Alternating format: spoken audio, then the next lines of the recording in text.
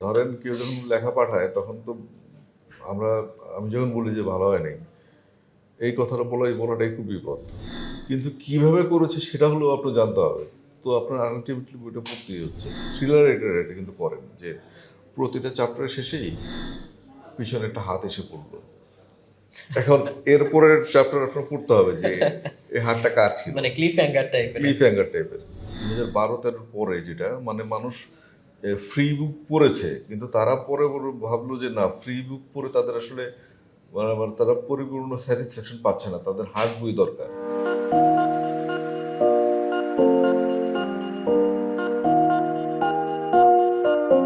প্রিয় দর্শক, আসসালামু আলাইকুম। স্বাগত জানাচ্ছি গল্পগ্রাফির নতুন পর্বে। আজকে আমাদের সাথে অতিথি হিসেবে উপস্থিত আছেন জনপ্রিয় সাহিত্যিক শরীফুল হাসান ভাই। আসসালামু আলাইকুম ভাইয়া। ওয়ালাইকুম সালাম। ভাইয়া কেমন আছেন? জি, ভালো আছি। ভাইয়া, আপনার লেখার সাথে আমার পরিচয় ব্যক্তিগতভাবে হচ্ছে সাম্ভালা এই গল্পটা দিয়ে। সো এটা আমার কাছে পড়ে প্রথমে খুবই ইন্টারেস্টিং লেগেছিল, কারণ মোস্ট প্রবাবলি ইংলিশে বা হচ্ছে অন্য ভাষায় এরকম বৃহৎ পরিসরে অনেক গল্প থাকলেও বাংলায় তখনও পর্যন্ত আমি আসলে এরকম কিছু পাইনি। সো ওইটার মাধ্যমে আপনার সাথে আমার একটা পরিচয় হয়েছিল। সো আজকে আমরা এটা নিয়ে তো একটু কথা বলবোই, এর বাইরেও আপনার জীবন নিয়ে, আপনার লেখা নিয়ে, আপনার লেখার যে মেথোডোলজি এবং ওভারঅল আসলে থ্রিলার জনরাটা নিয়ে আমরা জানতে চাই। জি। এই থ্রিলার জনরাটাতে কেমন কাজ হচ্ছে, কিভাবে কাজ হচ্ছে, এটার কোন কোন পটেনশিয়াল আপনি দেখতে চান, এবং আপনি আপনার ব্যক্তিগত ইফোর্টের মাধ্যমে এটাকে কোন দিকে নিয়ে যেতে চান। সো এইগুলো নিয়ে আমরা আলোচনা করতে চাই। জি। সো ভাইয়া, প্রথমে আমি জানতে চাই যে আসলে আপনার থ্রিলার নিয়ে আগ্রহটা কিভাবে তৈরি হলো এবং কিভাবে আপনি এই লেখালেখিটা শুরু করলেন? আচ্ছা। তো শুরুতেই বলি, যখন লেখালেখি শুরু করি আসলে ঠিক থ্রিলারই লিখবো এরকম কোনো প্ল্যান আমার ছিল না। আচ্ছা। এটা হচ্ছে যে ঘটনাচক্রে হয়ে যাওয়া, যে আমি থ্রিলার লেখক যে একটা ট্যাগ, এখন তো মানে রাইটারের নামে একটা ট্যাগ থাকে, থ্রিলার লেখক, সমকালীন লেখক কিংবা হ্যাঁ, হ্যাঁ। এরকম একটা থাকে। তো আমার আসলে থ্রিলারের প্রতি আলাদা করে যে একটা বিশেষ জোর, ওইটা কিন্তু কখনোই ছিল না। আমি সব ধরনের বই পড়তাম। তো ঘটনা হচ্ছে যে আমি যখন মানে পাবলিশিংয়ে আসলাম, মানে আমার বই পাবলিশ হবে, তো যে প্রকাশকের সাথে কথা হলো উনি থ্রিলার ছাপান মূলত। তো যেহেতু থ্রিলার ছাপান, তো ওখানে কোনো কিছু প্রকাশ করতে হলে থ্রিলারই করতে হবে স্বাভাবিকভাবেই। ওরা এখানে সমকালীন বই নেই, কবিতার বই নেই, শুধু থ্রিলার। তো সেই সূত্রেই আমার আসলে থ্রিলার লেখা শুরু। এমন নয় যে আমি থ্রিলারকে খুব বেশি মানে পছন্দ করি, থ্রিলারই লিখতে হবে, এই ধরনের কোনো টার্গেট আমার শুরুতেও ছিল না, এখনও নেই।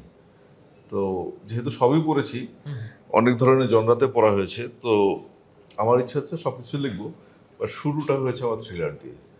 এই জন্য ট্যাগটা আছে যে থ্রিলার লেখক, এইটা আর কি। ভালো লেখক মানেই কি আমরা বলতে পারি যে একজন ভালো পাঠক? হ্যাঁ, এইটা আপনার 99% সত্যি হতে হবে, কারণ ভালো পাঠক যদি না হয় মানে আপনার লেখার ইন্সপিরেশনই আসবে না। আপনি ঠিকমতো হয়তো এরকম মানে ব্যতিক্রম কিছু কিছু লোক থাকেন যারা হয়তো পড়ার সুযোগ পাননি, তাদের প্রতিভা কিন্তু আলাদা কথা, যে তারা খুব বেশি পড়তে পারেননি, সুযোগই পাননি সেভাবে পড়ার। কিন্তু আপনি দেখবেন যে নজরুল ইসলাম ধরবেন কিংবা কাজী রবীন্দ্রনাথ ধরবেন, তারা কিন্তু প্রচুর পড়েছেন। মানে কিংবা জীবনানন্দ দাশ দেখবেন, তাদের কবিতায় যেসব উপমাগুলি আছে এগুলি কিন্তু মানে না পড়লে কিন্তু আপনি ব্যবহার করতে পারবেন না। যে ধরনের তারা বিভিন্ন ভাষা থেকে নিয়েছেন, বিভিন্ন সাহিত্য থেকে যেসব জিনিস নিয়েছেন, তো ওগুলি কিন্তু আপনি না পড়লে পাবেন না। এগুলি কিন্তু মানে আপনার প্রকৃতি থেকে অটোমেটিকভাবে আসবে না, আপনার কিন্তু এগুলি কালেক্ট করতে হবে। তার মানে ভাইয়া, ভালো লেখার জন্য আসলে এক্সপ্লোরেশনটা অনেক বেশি জরুরি। হ্যাঁ, আপনার পড়তে হবে। আপনি যদি না পড়েন, আপনি মানে এমন অনেক কিছু জানবেন না যেটা হয়তো আপনার লেখায় অনেক অনেক হেল্প করবে। ভাইয়া, আপনার সাম্ভালা সিরিজটাকে আপনি হচ্ছে কোন জনরায় আসলে ফেলবেন? কারণ আমি এর মধ্যে আসলে অনেক ধরনের এলিমেন্টই পেয়েছি। যেমন আমি যদি দুই একটা উল্লেখ করি, যে এর মধ্যে অ্যাডভেঞ্চারের যেমন কিছু পার্ট আছে, তেমনি হচ্ছে একটা হিস্ট্রিক্যাল ব্যাকগ্রাউন্ড আছে, একটা পরম্পরা আছে। তারপর আবার এখানে হচ্ছে বেশ কিছু হরর এলিমেন্ট আছে, বা ফ্যান্টাসি বললেও আসলে কিন্তু ভুল বলা হবে না। হুম। আসলে আমি যখন লেখাটা শুরু করি, আপনি ১ম কয়েকটা চ্যাপ্টার পড়লে বুঝবেন যে এটা আসলে একটা হরর দিকে যাচ্ছিল আরকি। শুরুতেই যে একটা ছিল, মিস্ট্রি ছিল। তো আমি আসলে ওইভাবে জনরা ঠিক করে লিখি না। এটা একটা বিগ প্রবলেম, যে ধরেন একটা লেখা শুরু করলাম, এইটা আ মার্ডার মিস্ট্রি হবে। এরকম কোনো প্ল্যান আমার থাকে না। তো গল্প লিখতে লিখতে সেটা একটা জায়গায় দাঁড়ায়। তো সাম্বালাতে যেটা হয়েছে যে সব কিছু মিক্স আছে, আপনার হিস্ট্রি থাকবে, আছে, তারপর হরর এলিমেন্ট আছে, অ্যাডভেঞ্চার আছে, তারপর কিছুটা মার্ডার মিস্ট্রির মতো আছে, তো চেজিং আছে, তো সব কিছুর একটা মিক্সড এখানে। তো এটাকে মোটা থাকে আপনি একটা একটা থ্রিলার, এটা এটা বললে আপনি হয়তো কাভার করতে পারবেন, হ্যাঁ। বাট অনেক কিছুর সংমিশ্রণ বলা যায় সাম্পালাকে আসলে। ভাই এটা নিয়ে হচ্ছে এপার বাংলায় এবং ওপার বাংলায় কেমন সাড়া পেয়েছেন? সারা পেয়েছে সেই 2000 যখন থেকে বেরোচ্ছে তখন থেকে, কারণ শুরুতে যেটা হতো যে ওপার বাংলায় বইগুলি যেত, উম, মানে ওরা পিডিএফ পড়তো, হ্যাঁ, হ্যাঁ। কারণ ওই সময় প্রচুর পিডিএফ হতো, তারা পিডিএফ পড়তো, পিডিএফ পড়েই কিন্তু তারা নক করতো যে ভাই এই বইটা পড়েছি। তো অনেকেই পড়তো, অনেকেই আবার বই আবার কিনে নিয়ে যেত এখান থেকে। তো পরে যেটা হলো যে 2018-19 সালের দিকে এই বইগুলো ওখানে হ্যাঁ। ছাপা শুরু হলো আর কি, 2019-এর দিকে, 18-19-এর দিকে। তো ওখানে কিন্তু আমাদের এই থ্রিলার বইয়ের কিন্তু আলাদা একটা চাহিদা তৈরি হয়েছে, এবং আমাদের বই এখন প্রায় নিয়মিতই ওখানে ছাপা হচ্ছে। মানে দেখা যাচ্ছে যে অনেক বই বাংলাদেশে ছাপা হচ্ছে, একই সাথে আবার ভারতেও ছাপা হচ্ছে। আর ভারতে যদি ছাপা নাও হয়, ওখানে কিন্তু ওই আপনার কি বলে, কলেজ স্ট্রিট, হুম, হুম। বেশ কিছু জায়গা আছে যে সেখানে শুধুমাত্র আমাদের থ্রিলারগুলির জন্য আলাদা কিছু দোকান আছে, যে বাহ! ওরা শুধু বাংলাদেশের এই থ্রিলারগুলি কালেকশন করে। তার মানে ওখানে বেশ মানে বড়সড় একটা অডিয়েন্স এখন হ্যাঁ, তৈরি হয়েছে। ওখানে এখানে বেশ বড়সড় একটা অডিয়েন্স তৈরি হয়েছে। ইন্টারেস্টিং ভাইয়া। সো এই যে মানে আমাদের এদিক থেকে হচ্ছে যে বইগুলো যাচ্ছে বা আমাদের দিক থেকে লেখা যে থ্রিলারগুলোর এখানে একটা অডিয়েন্স তৈরি হয়েছে। সো এই মানে জিনিসটা কিভাবে আস্তে আস্তে গ্রো করলো? মানে এই জার্নিটা কেমন ছিল? এই জার্নিটা আসলে এরকম যে ওই যে ফ্রি পিডিএফ, হুম, হুম, হুম। মানে মানুষ বলে যে ই বুক কিংবা ফ্রি পিডিএফ মূল হার্ড কভার বইয়ের জন্য ক্ষতিকর। হুম, হুম, হুম। কিন্তু আমি যেটা দেখলাম যে এই 2012-13 পরে যেটা, মানে মানুষ ফ্রি বুক পড়েছে, কিন্তু তারা পরে ভাবলো যে না, ফ্রি বুক পড়ে তাদের আসলে মানে তারা পরিপূর্ণ স্যাটিসফ্যাকশন পাচ্ছে না, তাদের হার্ড বই দরকার। এবং ওই যে চাহিদা তৈরি হলো, তার কারণে কিন্তু আমাদের বইগুলি পরে ওখানে প্রিন্ট হচ্ছে এখন। তো ই বুকের সাথে আসলে এখানে একটা মানে হার্ড কভারের যে আসলে হুম, হুম, হুম। গ্রহণযোগ্যতা বেশি, এতেই কিন্তু প্রমাণিত হচ্ছে আসলে। আসলেই মানে পাঠক মাত্রই তো আসলে বই হাতে নিয়ে পড়তে তিনি বেশি মজা হ্যাঁ, পাবেন, আগে এটা সত্যি। দেখবেন যে আমাদের এখানে মানে অনেক বছর ধরেই পশ্চিমবঙ্গের বই আমাদের এখানে হ্যাঁ। পাওয়া যায়, কিংবা চাহিদা অনেক বেশি। তো আমাদের বই কিন্তু এভাবে যেত না, গত 20-30 বছর কিন্তু এভাবে যেত না। তো সেটা গত 5 বছরে আপনার একটা চাহিদা তৈরি আছে। এখানে আরেকটা এলিমেন্টও মনে হয় কাজ করে। আমার কাছে যেটা মনে হয়েছে যে, যেমন আমি যেটা করি, ধরা যাক কোনো একটা পিডিএফ আমার হাতে যদি আসেও, যদি আমি হচ্ছে পরে মজা পাই, আমার মনে হয় যে এই বইটা আমার কালেক্ট করতে হবে। কালেক্ট করতে হবে। সেটা আমার সংগ্রহে রাখতে হবে। আরেকটা ইন্টারেস্টিং জিনিস হচ্ছে যে বই কিন্তু সব তারা নিচ্ছে না, সব কিন্তু তারা পড়ছে না। তারা কিন্তু বেছে বেছে টার্গেট করছে যে আমাদের মৌলিক থ্রিলার, হ্যাঁ। থ্রিলারের মধ্যে মৌলিক থ্রিলার, মানে তারা রূপান্তর, বিদেশি কাহিনী অবলম্বন, এই ধরনের বইয়ের উপর তাদের মনোযোগ কম। মৌলিক থ্রিলারের যে আলোড়ন তৈরি হয়েছিল 2012 থেকে, সেই বইগুলির উপর কিন্তু তাদের মূল মূল আকর্ষণটা আর কি, যে ওই বইগুলি তারা বেশি যাচ্ছে। ভাইয়া এই সাম্ভালার বাইরে আপনি আর কোন, কোন আপনার রচনার কথা হচ্ছে আমাদেরকে বলতে চান? কারণ এইটা এতটাই বিখ্যাত যে এগুলোর ভিড়ে বাকিগুলোর কথা কিন্তু চাপা পড়ে যায়। চাপা পড়ে যায়, জি। সো সেখান থেকে যদি আমি জানতে চাই যে আপনি কোনগুলোকে হচ্ছে সামনে আনতে আসলে চান? আমি উপন্যাস লিখেছি টোটাল সাম্বালার 3টা, এর বাইরে আরো 17টা লেখা আছে। এখন 17টা লেখা নিয়ে আমি কিন্তু মানে বলাটা খুব মুশকিল যে 17টা বই, হ্যাঁ। এই নাম, এটা বলা আসলে খুব মুশকিল। তো এর মধ্যে আমি স্পেশাল করে আলাদা করে কিছু বইয়ের নাম বলতে চাই, যেমন ছায়া সময় একটা বই আছে আমার, 2019-এ বের হওয়া।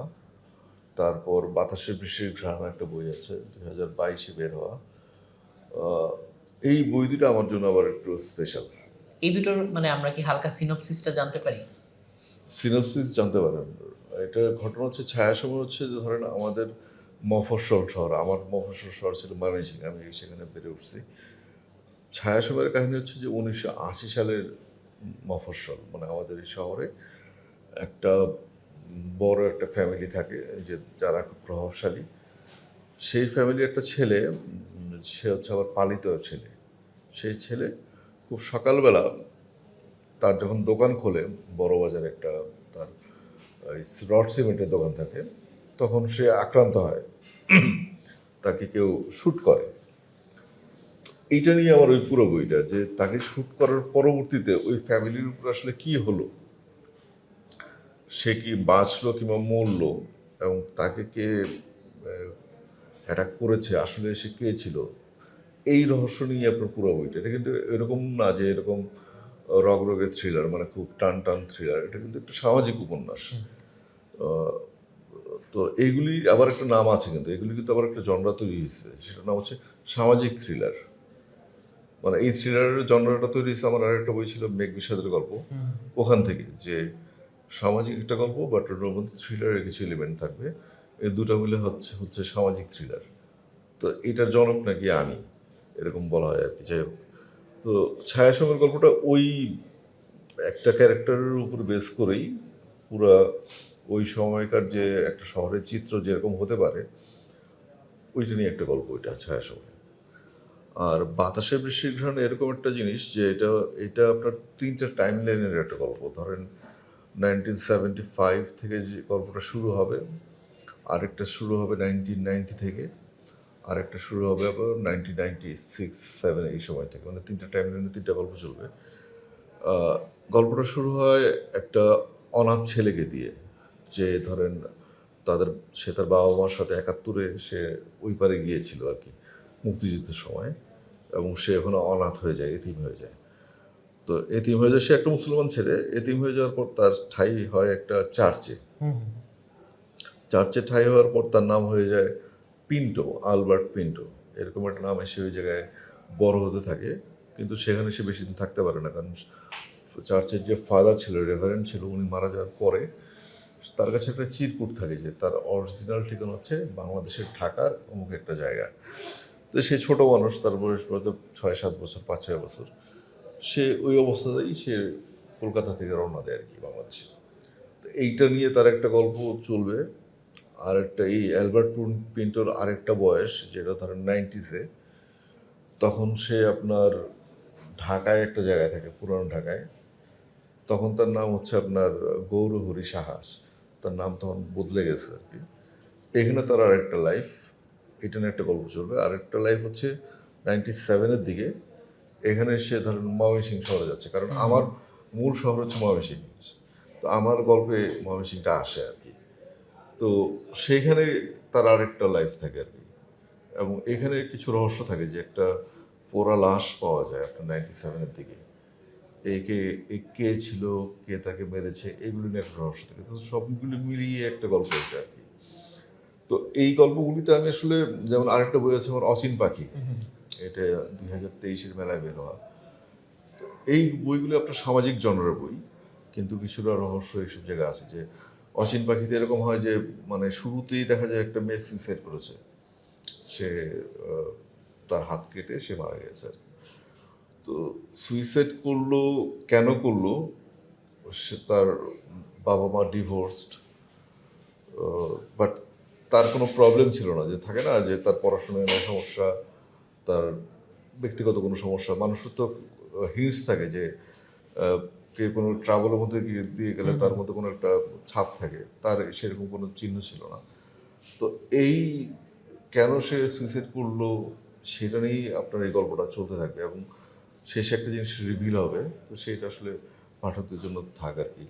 তো এই ধরনের জিনিস নিয়ে আমি এখন লেখার চেষ্টা করছি, যে আমাদের বর্তমান সময় কিংবা আমাদের আগের সময়ে আমাদের সমাজে যেসব ঘটনা ঘটেছে কিংবা ঘটে আর কি রেগুলার, সেগুলোর উপরে আমি আলোকপাত করার চেষ্টা করছি আর কি।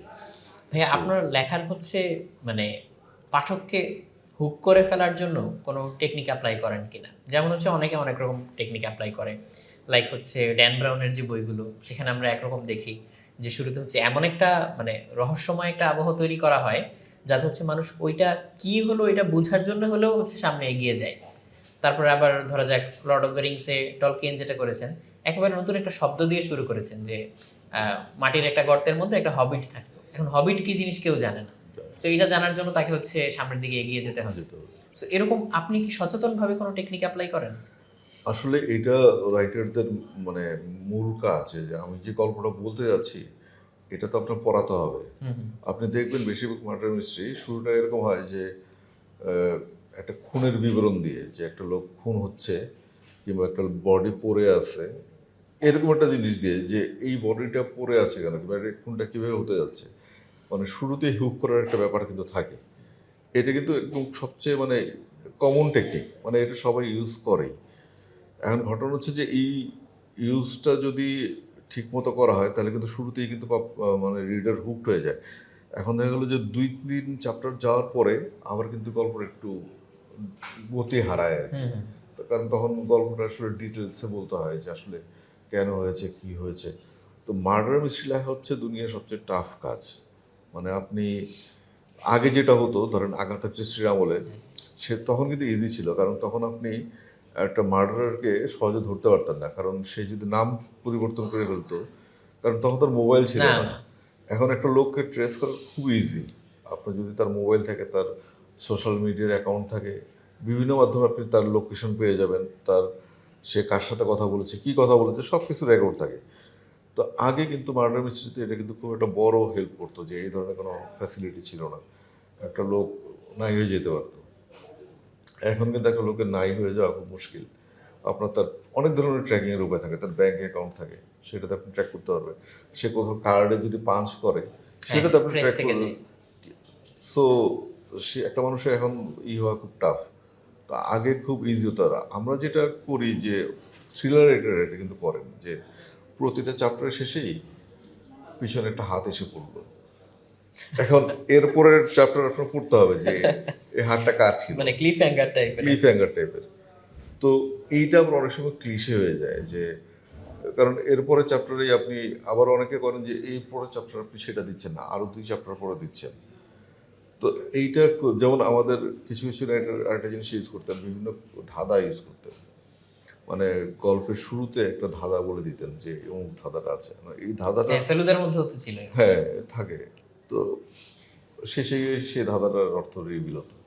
তো এই ধাঁধাটার জন্য হয়তো না হলে পুরোটা গল্পই হয়তো পড়তে হচ্ছে আর কি। তো এই টেকনিকগুলি তো রাইটার ইউজ করেন। এখন এটা যদি খুব সাকসেসফুলি ইউজ করতে পারেন তখন পাঠক আসলে বই রাখতে পারেন, এরকম হয় আর কি, যে না এটা পড়তে হবে। আনপুট ডাউনেবল যেটা বলা হয় আর কি, যে রাখা যাচ্ছে না। আর আরেকটা হচ্ছে যে আমি আবার যেটা করি যে আমার কাছে টুইস্টটা খুব বড় কিছু না আর কি। অনেকে মনে করেন যে লাস্ট শেষে এমন একটা টুইস্ট থাকবে যে মানে একদম সবকিছু উল্টে যাবে আর কি, যে বাপ নাতি হয়ে যাবে এরকম একটা কিছু। তো টুইস্টটা আমি কখনো টুইস্টের উপরে কখনো জোর দিই না, যে আমার কথা হচ্ছে যে গল্পটা বলবো এবং টুইস্টের অপেক্ষায় যেন রিডার না থাকেন, তাহলে আর কি যে সে কিছু না কিছু আশা করবেনই এবং আশাহত হতে পারেন। বাট আমি অনেক সময় করি যে গল্পের যে ধরেন একটা মার্ডার হয়েছে and আমি জেনেই গেলাম যে সে কে কে খুন করতে পারে, আমি কিন্তু সেটা খুব সহজে লিখে দিই, যে খুব ইজিলি গেস করা যায়। কিন্তু কিভাবে করেছে সেটা হলো আপনার জানতে হবে। তো আপনার আলটিমেটলি বইটা পড়তেই হচ্ছে, এটার কোনো ই নেই, ছাড় নেই। না আপনি ভাইয়া খুব সুন্দরভাবেই বলেছেন, আমি মানে কিছু কিছু জায়গায় রিলেটও করতে পারছিলাম। তো ওভারঅল ভাইয়া বাংলা অরিজিনাল থ্রিলারের যে জনরাটা, সো এইটা কোন দিকে যাচ্ছে বলে আপনার মনে হয়, বা আপনার কোন দিকে এটাকে নেওয়ার প্ল্যান? মানে থ্রিলারের এখন যে জোয়ার চলছে হ্যাঁ গত অনেক বছর, বেশ 5-7 বছর 10 বছর ধরে, এটা আসলে শুরুর দিকে আমি ছিলাম আর কি, এবং এখনও লিখে যাচ্ছি। তো আমাদের আগে যারা রিডার ছিলেন তাদের অনেকে এখন ভালো লিখছেন, অনেকে লিখছেন এবং বেশ ভালো লিখছেন।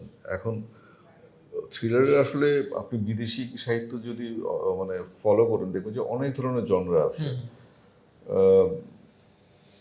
মার্ডার মিস্ট্রি থেকে শুরু করে ফ্যান্টাসি, হরর, এটা সেটা বিভিন্ন টাইপের জনরা আছে।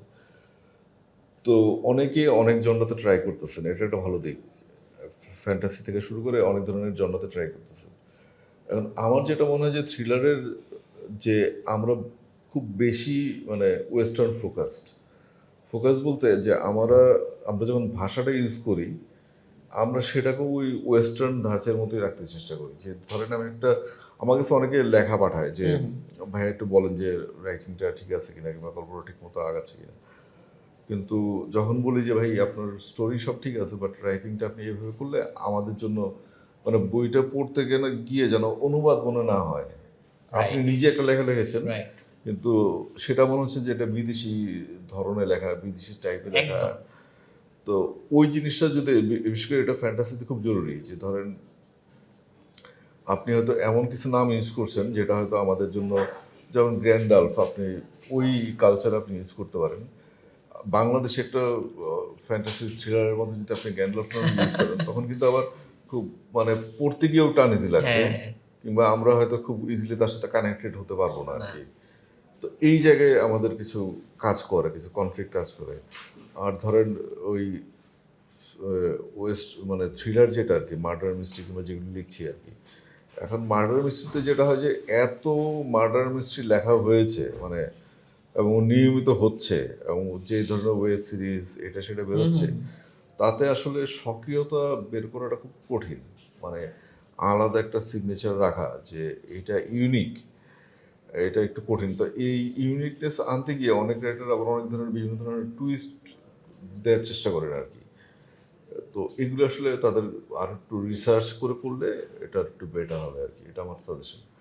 এবং আমার মনে হয় যে আমাদের বই এখন ভারতে যাচ্ছে, পশ্চিমবঙ্গে যাচ্ছে। এখন আমার বই একটা সাম্বালা তো 2014 সালের দিকে আপনার ইংরেজিতে ট্রান্সলেট হয়েছিল ভারতে। তো আমার মনে হয় যে আমাদের বই যদি ওই মণ্ডলে যায়, যে একদম বৈশ্বিক যে জায়গাটা, যদি সেসব জায়গায় ট্রান্সলেট হয়, আমার মনে হয় যে বাকিদের সাথে খুব একটা খারাপ করবে না। মানে এখনই যা অবস্থায় আছে খুব একটা পিছিয়ে নেই আর কি, এবং খুব ভালো কম্পিট করতে পারবে, এটা আমার ধারণা। অ্যাসপায়ারিং রাইটাররা যারা আছে, যারা আপনার কাছে হচ্ছে লেখা পাঠায় বা হচ্ছে একটা সাজেশন চায় বা গাইডেন্স চায়, তাদের জন্য আপনি হচ্ছে কি বলবেন আজকে আমাদের রকমারির এই অনুষ্ঠানের থ্রুতে? এইটা একটু বিপদ, বুঝছেন? যে ধরেন কেউ যখন লেখা পাঠায়, তখন তো আমরা, আমি যখন বলি যে ভালো হয় নাই, এই কথাটা বলাটাই খুব বিপদ। ভালো হয় নাই কারণ রাইটাররা খুব ইগোইস্টিক হয়, মানে তারা হ্যাঁ, তারা না শুনতে পছন্দ করে না, এবং তারা ভাবে যে সে যেটা লিখছে সেটা পারফেক্ট। এটাই, সে তো এটার সাথে অ্যাটাচড। সে তো এটার সাথে অ্যাটাচড।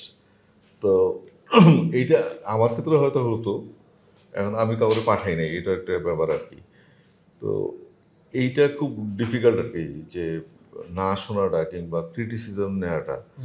এই ক্রিটিসিজমের জন্য সবচেয়ে বেটার হচ্ছে যে আরেক রাইটারকে পাঠানো হচ্ছে, ধরেন আপনার খুব থাকে না, খুব ক্লোজ সার্কেলে যারা বইটি পড়ে, হ্যাঁ, হ্যাঁ, তাদের পড়ুয়া সাথে, একটু যারা। হ্যাঁ তাদের সাথে শেয়ার করে নিজের, মানে সে যদি কেউ যদি কিছু বলে যে আপনার এই জায়গাটা ঠিক করতে হবে, সেটাকে আসলে গ্রহণ করা, মানে সেটাকে রিজেক্ট না করে দেয়, এবং সেটা নিয়ে ভাবা যে আসলে উনি যেটা বলেছেন মেবি এটা কারেক্ট। মানে কনস্ট্রাকটিভ ক্রিটিসিজমটাকে আমলে নেওয়া। আমলে নেয়, হ্যাঁ, কারণ আমরা বেশিরভাগ সময় আমলে নেই না, আমরা ভাবি যে উনি যে বলছে উনি বুঝে না, হ্যাঁ আমরা এটাই ভাবি যে ও বেশি বোঝে, কিংবা আসলে বোঝেই নেই। আমি পণ্ডিত। আমি আমি যেটা বলতে চাইছি সেটা সে বোঝেই নেই, তো তার কথাকে আমার গুরুত্ব দেওয়ার কিছু নাই, এটা হয় আসলে। ভাই, আপনার কাছ থেকে আমরা নেক্সট কি পেতে যাচ্ছি? ধরেন যদি নেক্সট বইমেলার কথা বলি।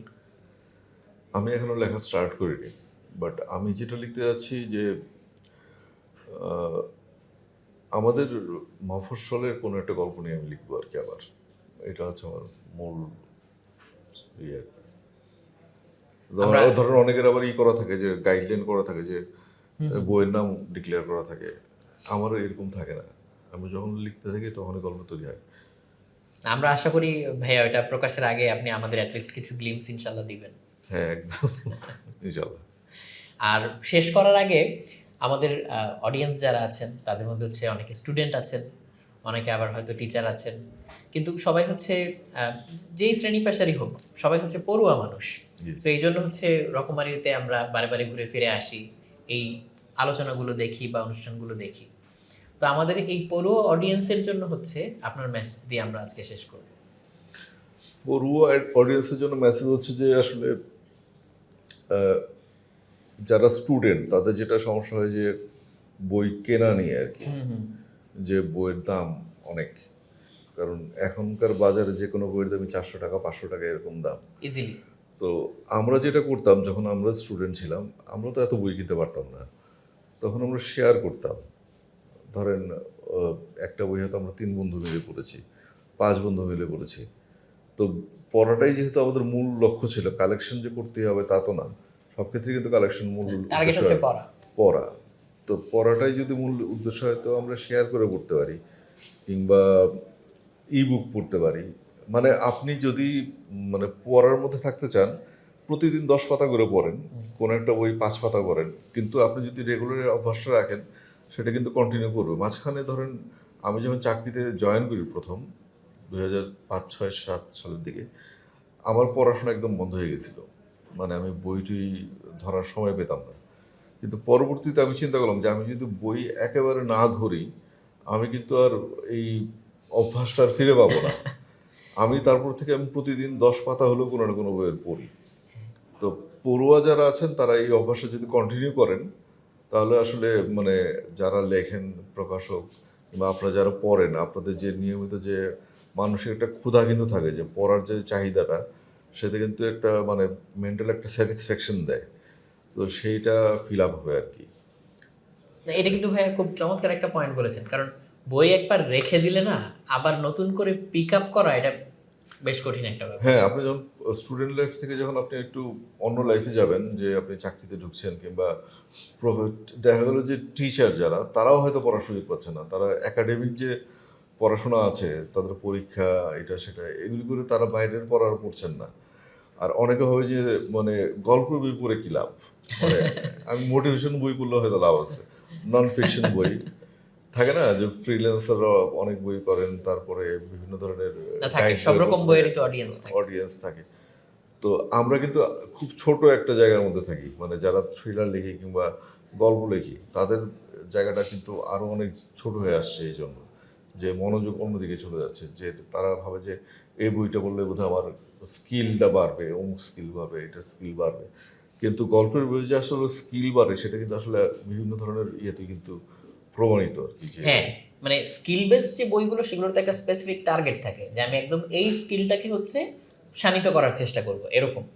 বাট গল্পের বই থেকে কি আমরা শিখি না? অবশ্যই শিখি। জি। আমি রবীন্দ্রনাথের যদি একটা বই পড়ি সেখানে জীবন সম্পর্কে কি আমি কিছুই পাবো না? অবশ্যই পাবো। সো এই ব্যাপারটা নিয়ে আসলে মানে সবসময় যে খুব খোলাখুলি আলোচনা হয় তাও কিন্তু না। হ্যাঁ। বরং হচ্ছে উল্টোটাও আমি দেখেছি যে মানে পড়ার বইটা এতটাই ইম্পর্টেন্ট হয়ে যায়, অন্য একটা বই পড়া যেমন কাইন্ড অফ একটা গল্পের বই পড়াটা কাইন্ড অফ একটা অপরাধের মতোই হয়ে যায়, বিশেষ করে স্টুডেন্ট যারা তাদের জন্য আর কি।